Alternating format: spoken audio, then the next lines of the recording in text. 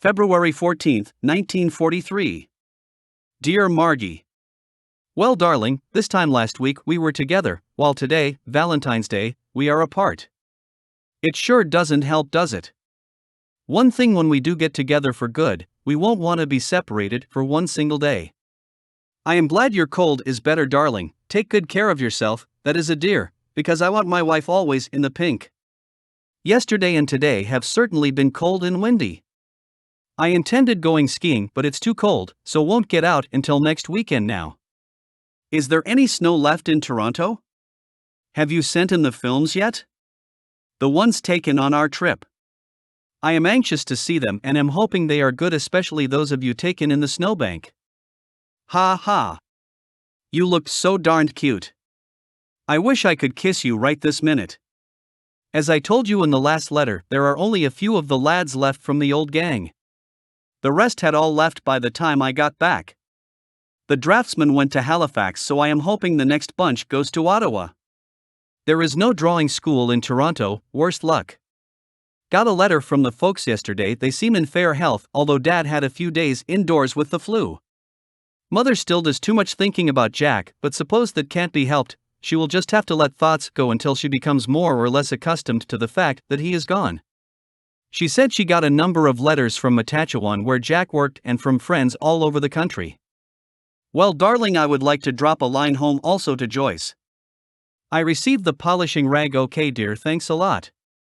Well, sweetheart, this is about all for the present. All my love to you, Margie. Will write tomorrow. As ever. Roger XXXX. February 15, 1943. Dear Margie.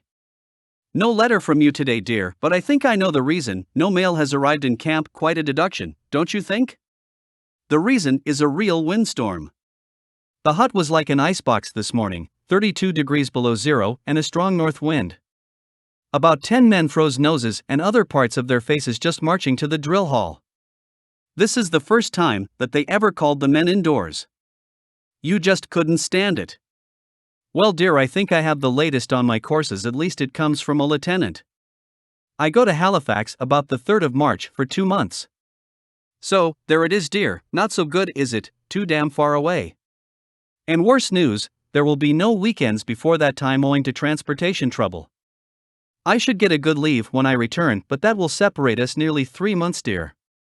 The next move will be an NCO course, followed by a furlough. That's the only good part of it. That should give me furlough about time for our wedding anniversary.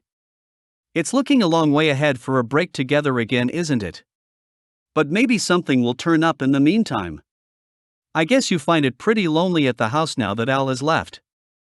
He kept the house pretty well filled up, didn't he? Have you had the snaps developed yet, dear?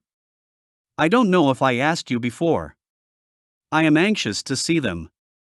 Also, the proofs of yours truly. Well, darling, tonight is pay night and I want to press a uniform, so had better close for the present. It's 6 o'clock, so guess you are on the streetcar bound for home. All my love, dearest. I will write tomorrow. I hope this letter gets a train out tonight. Bye-bye for the present, love. As ever. Roger XXXX. February 16, 1943. Dear Margie.